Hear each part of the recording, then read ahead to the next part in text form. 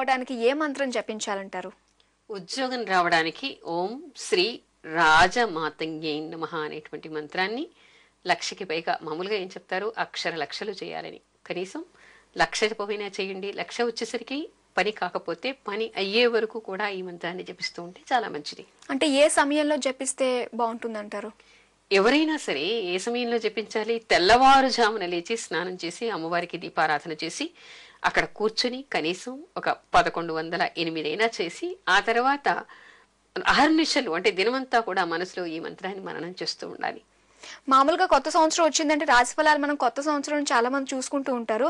And అలాగే చాలా మంది తెలుగు సంవత్సరాలు కాబట్టి అక్కడ నుంచి చూసుకోవాలి, కరెక్ట్ గా ఉంటుంది అంటారు. అసలు ఏది అంటారు కరెక్ట్ గా మనకు ఉండేది? ఇది మంచి ప్రశ్న. చాలా మంది ఏమిటంటే మనం ఆంగ్ల క్యాలెండర్ అంటే ఇంగ్లీష్ క్యాలెండర్ ని అందరూ ప్రపంచ వ్యాప్తంగా వాడుతున్నాం కాబట్టి పాశ్చాత్యులంతా కూడా ఇంగ్లీష్ క్యాలెండర్ ని అనుసరించి జనవరి 1 ని నూతన సంవత్సరంగా జరుపుకుంటూ ఉన్నారు. మనం కూడా ఏమిటంటే ఆ క్యాలెండర్ ప్రకారం మనకి కూడా కొత్త సంవత్సరం ప్రారంభమైంది అనేటువంటి భావనతో మనం కూడా జరుపుకుంటూ ఉన్నాం. కానీ నిజానికి జ్యోతిష్యపరంగా తీసుకోవాలి అని అంటే ఉగాది నుంచి తీసుకోవాలి. ఎందుకు అంటే ఉగాది ఏ వారం అవుతుందో ఆ వారాధిపతి ఆ సంవత్సరానికి రాజు అవుతాడు.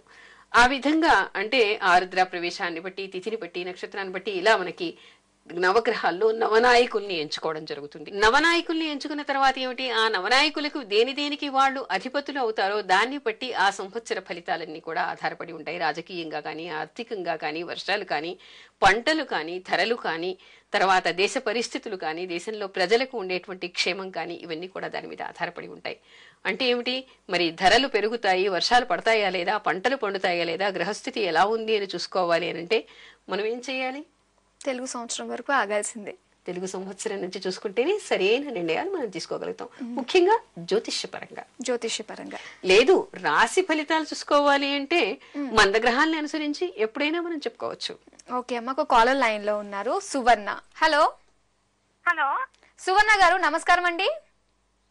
హలో హలో సువర్ణ గారు, నమస్కారం అండి. నమస్తే మేడం. ఓకే అండి, ఒకసారి బర్త్ డీటెయిల్స్ కన్ఫర్మ్ చేసుకుందాము. ఏప్రిల్ 15, 1985 మధ్యాహ్నం 3:45 విజయవాడలో పుట్టారు. అవును మేడం. అలాగే మ్యారేజ్ ఎప్పుడవుతుందో అని తెలుసుకుందాం అనుకున్నారు. అలాగే హెల్త్ ప్రాబ్లమ్స్ కూడా ఉన్నాయన్నారు. మేడం తో మాట్లాడండి. నమస్కారం అమ్మా. నమస్తే మేడం. చెప్పండి, ఏమిటి మీ సమస్య? పాపకి హార్ట్ హోల్ ఉంది మేడం. ఆరోగ్య రీత్యా ఎట్లా ఉంది? మీరు వాళ్ళ అమ్మ మాట్లాడుతున్నారమ్మా? వాళ్ళ అమ్మగారినే మేడం. చెప్పండి. ఇప్పుడు ఆరోగ్య రీత్యా ఎలా ఉందనేది, మ్యారేజ్ చేస్తలేదనేది, మ్యారేజ్ ఎప్పుడు అవుతుంది తెలియదు. మ్యారేజ్ చేయొచ్చమ్మా, మీ అమ్మాయికి ఏం కంగారు లేదు. మంచి హస్బెండ్ వస్తాడు, ఉచ్చ స్థితిలో మంచి పొజిషన్ లో ఉన్నటువంటి హస్బెండ్ వచ్చేటువంటి అవకాశం ఉంది. ఈ సంవత్సరాంతానికి కానీ వచ్చే సంవత్సరం కానీ పెళ్లి అయ్యేటువంటి అవకాశం ఉంది. పెళ్లి చేయండి. కానీ మీరేం చేస్తారంటే మొట్టమొదట సౌర అష్టాక్షరి మంత్రాన్ని 1,00,000 జపం చేయించండి అమ్మాయి పేరు మీద. ఏదండి? సౌర అష్టాక్షరి అంటే సూర్యుడి అష్టాక్షరి మంత్రం ఉంది. ఉపదేశం ఉన్న వాళ్ళ చేత 1,00,000 జపం చేయించండి. తర్వాత మహామృత్యుంజయ జపాన్ని 1,00,000 చేయించండి. ఈ అమ్మాయి జన్మ నక్షత్రం శతభిష నక్షత్రం రోజు రుద్రాభిషేకం చేయించండి. ఆ తర్వాత సూర్యుడికి రోజు నమస్కారం చేసుకోమని చెప్పండి అమ్మాయికి. ఆదిత్య హృదయం చదువుకొని సూర్యుడికి నమస్కారం చేసుకుని ఆ తర్వాత ఒకసారి మళ్ళీ పరీక్ష చేయించి, ఈ జపాలన్నీ అయిపోయిన తర్వాత మళ్ళొకసారి పరీక్ష చేయించి ఆ తర్వాత వివాహానికి ముందు వెళ్ళండి. వివాహం అయ్యేటువంటి యోగ్యత ఈ అమ్మాయి జాతకంలో ఉంది. ఓకే, మరి విన్నారు కదా. సో మేడం చెప్పిన జపాలన్నీ కూడా చాలా నిష్ఠగా చేయండి. ఖచ్చితంగా అమ్మాయికి మ్యారేజ్ అవుతుంది, అలాగే ప్రాబ్లం కూడా క్యూర్ అవుతుంది అంటున్నారు. ఆల్ ది బెస్ట్ అండి. ఓకే అమ్మ, మరి ఈ సంవత్సరం మనకు రాబోతున్న తెలుగు సంవత్సరం పేరేంటంటారు? ఎప్పుడు వస్తుంది అంటారు? అది ఇది నందన నామ సంవత్సరం. మనకి రాబోయేటువంటి తెలుగు సంవత్సరం నందన నామ సంవత్సరం మార్చి 23వ తారీఖు రోజు, అంటే 2012 మార్చి 23కి మనకి కొత్త సంవత్సరం ప్రారంభం కాబోతోంది. అయితే మనం ఏదైనా చూసుకోవాలి అనుకుంటే గ్రహస్థితులు, వర్షాకాలం, సకాలంలో ఎప్పుడు పడతాయి, ఇవన్నీ కూడా మనకు అప్పటి నుంచి తెలుస్తాయి అన్నమాట. అప్పటి నుంచి ఇప్పుడు కూడా మనం తెలుసుకోవచ్చు. కాకపోతే ఉగాదిని అనుసరించి మనం ఫలితాలు చెప్పుకోవాలి.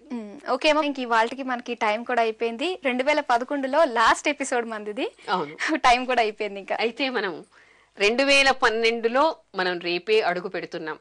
అందుకని ఈ సంవత్సరం అంటే కొత్త సంవత్సరంలో జీ తెలుగు ప్రేక్షకులందరికీ కూడా భగవంతుడు ఆయురారోగ్య ఐశ్వర్యాలు ప్రసాదించాలని, ధర్మమైనటువంటి మీ కామితార్థాలన్నీ కూడా నెరవేరాలని భగవంతుడిని ప్రార్థిస్తూ మీకందరికీ నూతన సంవత్సర శుభాకాంక్షలు. ఓకే అమ్మా, మీకు కూడా. అలాగే మీకు కూడా. థ్యాంక్ యూ అమ్మా.